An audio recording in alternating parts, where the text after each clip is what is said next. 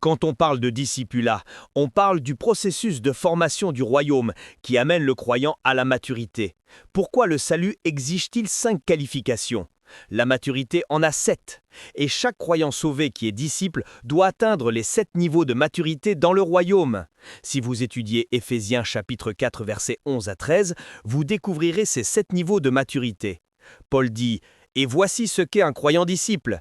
Paul dit « Il a donné les uns comme apôtres, les autres comme prophètes, les autres comme évangélistes, les autres comme pasteurs et enseignants, pour le perfectionnement et la maturité des saints. » Le mot est katismos, qui signifie « équipé de lumière et amené à la maturité ». Lorsque vous êtes disciple, votre vie exige cette qualité. Premièrement, il dit pour le perfectionnement des saints, pour l'œuvre du ministère, pour l'édification, pour la croissance et la maturité du corps de Christ. Il commence alors à nous montrer les niveaux de maturité. Premièrement, il a dit que nous parvenons à l'unité de la foi. Lorsqu'une personne mûrit, elle ne considère plus son voisin comme un étranger, car elle nous voit désormais tous en tant que corps du Christ. Si vous êtes à l'église et que vous voyez encore la personne à vos côtés comme un noir, un blanc, un igbo, un membre de la maison, vous n'êtes pas encore mature.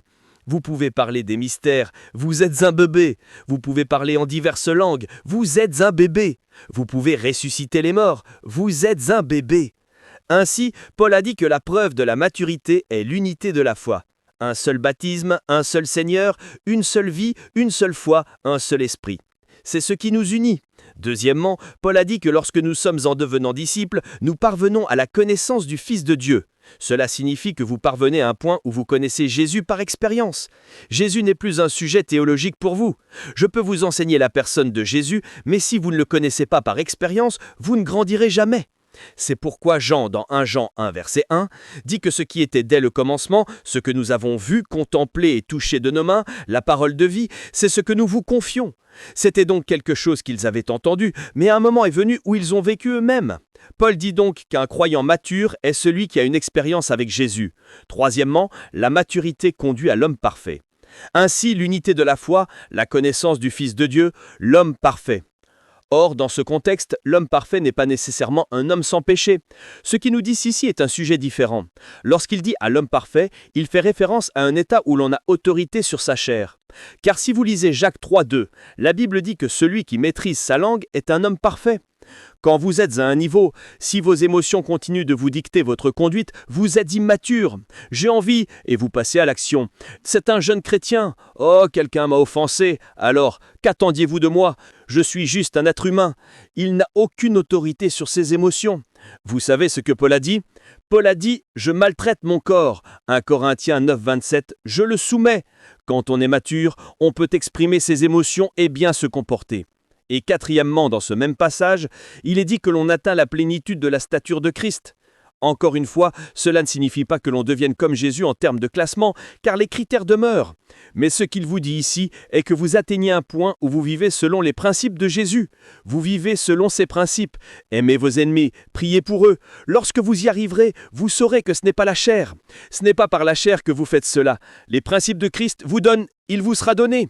Jugez avec équité. Le même jugement avec lequel vous jugez les autres, vous serez jugés. Vous étudiez la Bible et vous êtes rassasiés. Voilà un homme qui atteint la plénitude de la mesure, de la stature de Christ. Et cinquièmement, il a dit désormais plus d'enfants ballottés. Vous voyez que c'est un cheminement vers la maturité. Fini les enfants ballottés et emportés à tout vent de doctrine par le mépris des hommes ou par leur ruse trompeuse. Il vous parle donc de développer le discernement par la révélation de la parole. Donc un homme mature, cinquièmement, connaît la parole et son esprit. Donc ce n'est pas un homme que l'on peut balloter.